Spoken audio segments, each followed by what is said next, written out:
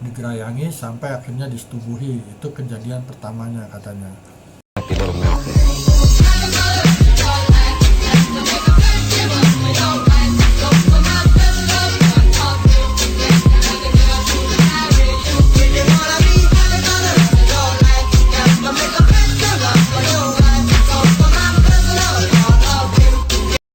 Oke, assalamualaikum warahmatullahi wabarakatuh guys.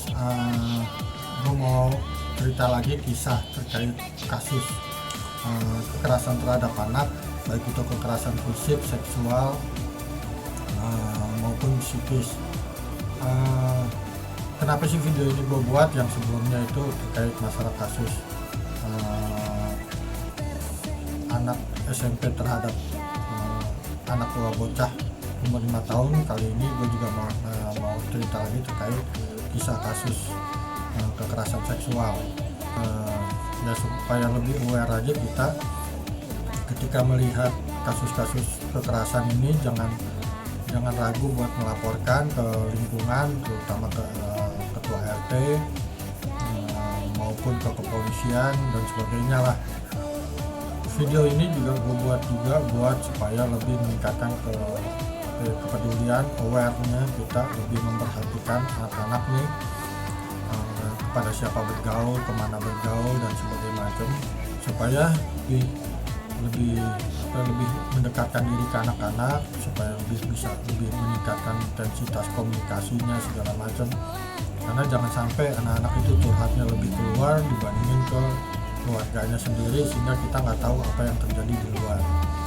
Nah itu, jadi kalau emang anak bisa komunikasi dengan orang tua kah, dengan om, tante dan segala macam, itu paling enggak nanti kalau ada apa-apa kita bisa lebih cepat mengetahuinya gitu, nggak sampai terlambat.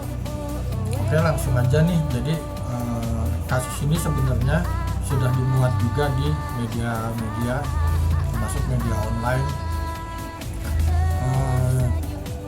Cuman kasus ini sempat diterima oleh salah satu lembaga pemerhati hak anak. Nah tepatnya tuh waktu itu hari Rabu tanggal 8 Januari tahun 2020 itu ada orang tua melapor telah terjadi pemerkosaan terhadap anaknya nih, si bapaknya. Nah si bapaknya akhirnya membuatlah laporan itu, diterima oleh lembaga ini, terus dilengkapilah administrasinya, disuruh isi formulir, dimintain fotokopi KTP, KK dan sebagainya macam. Nah hubungan pelapor ini adalah dengan korbannya nih adalah ayah kandungnya, sedangkan dengan pelaku adalah tetangganya. Awalnya itu kronologisnya nih, cerita awalnya adalah waktu tanggal 7 Januari 2020, bapaknya ini, ayahnya si korban ini, si pelapor ini dapat omongan lah dari tetangga tuh. Kata tetangganya kan, itu kok anaknya makin besar aja, yang badannya makin besar, terutama perutnya kok makin gede gitu. Nah bapaknya sih awalnya sih menjawab cuman ya namanya lagi liburan gitu, anaknya ya kerjanya makan tidur aja katanya kan gitu. Cuman tetangganya ngedesin lagi, enggak, cuman kok perutnya kayaknya tuh kayak hamil deh gitu, ngomong gitu tadi. Nah bapaknya sih nggak marah dibilang begitu, cuman jadi kepikiran juga gitu. Ya juga gitu. Emang selama ini mikirnya sih ya mungkin karena makan tidur gemuk, tapi omongan tetangga ya namanya omongan tetangga ya. Kita kan kadang-kadang kalau udah omongan tetangga itu sampai rumah kan pikiran terus ke bawah terus gitu.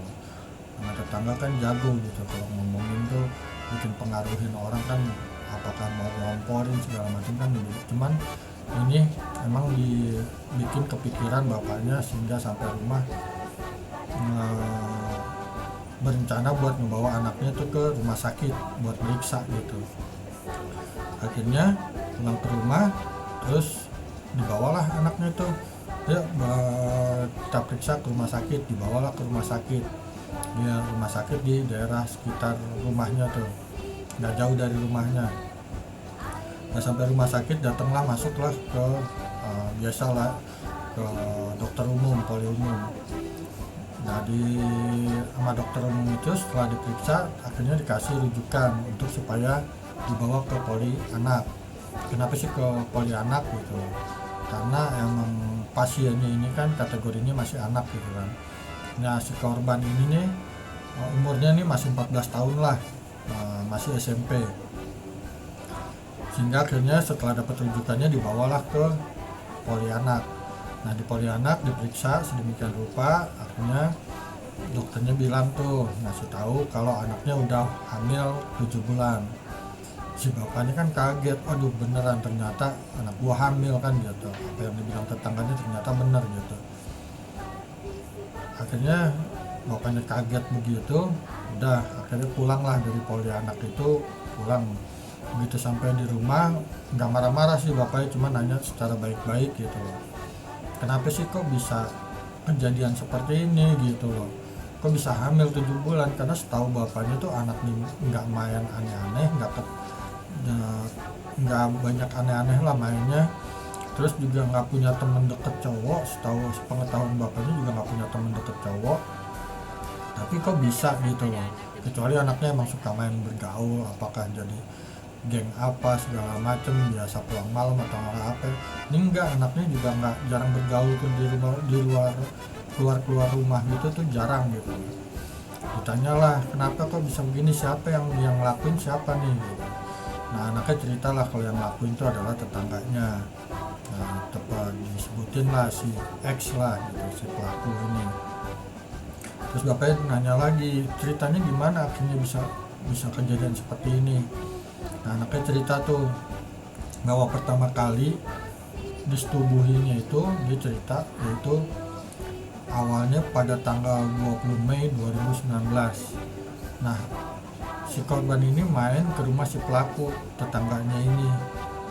Nah kenapa sih main ke sana? Karena keponakannya si pelaku nih, teman bermainnya si korban. Nah dia biasa main, akhirnya main ke sana. Nah ketemulah dengan si pelaku ini, omnya temennya nih. Karena kan ponakan dia temennya ini kan keponakannya si pelaku.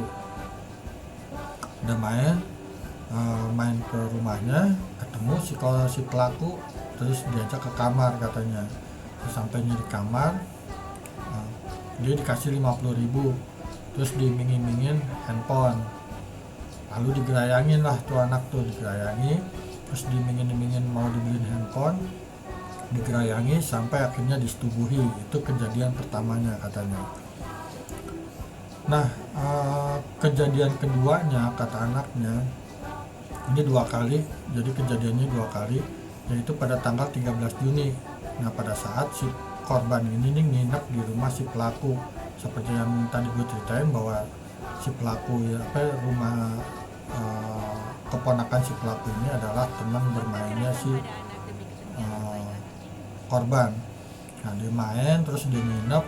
Nah pada saat nginep itu terjadilah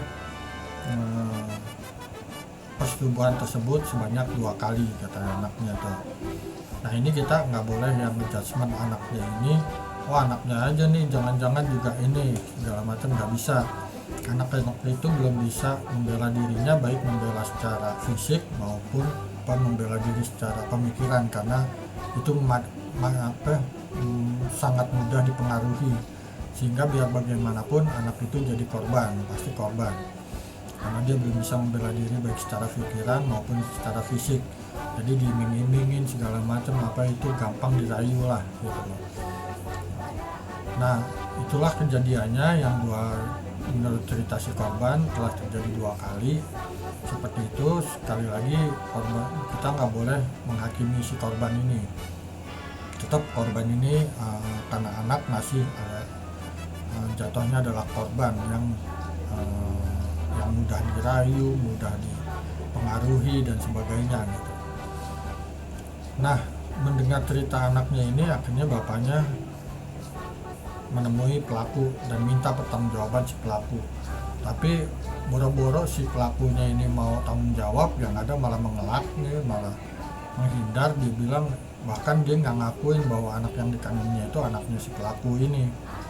Nah itulah yang akhirnya bapaknya ini kesel karena nggak bisa diselesaikan secara kekeluargaan.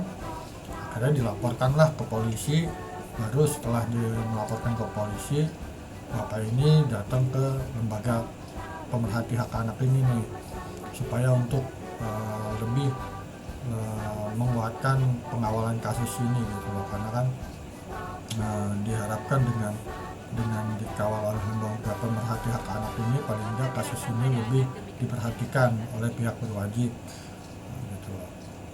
Selain tadi supaya lebih didampingi untuk di proses-proses non hukumnya, seperti tadi ke sekolah dan segala, ke sekolah untuk mengurus kan masih, karena anaknya masih sekolah kan, apakah berlanjut sekolahnya segala macam gitu, apakah mengurus cutinya, karena ini kan nggak mudah menghadapi sekolah ini dengan mental seperti itu. Dengan kejadian ini kan butuh yang namanya dukungan, pendampingan gitu.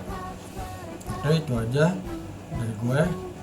Nantikan kisah-kisah lagi yang terkait seputar kasus hak anak dan sebagainya di channel gue.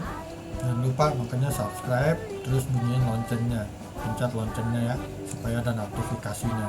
Oke, itu aja. Wassalamualaikum warahmatullahi wabarakatuh.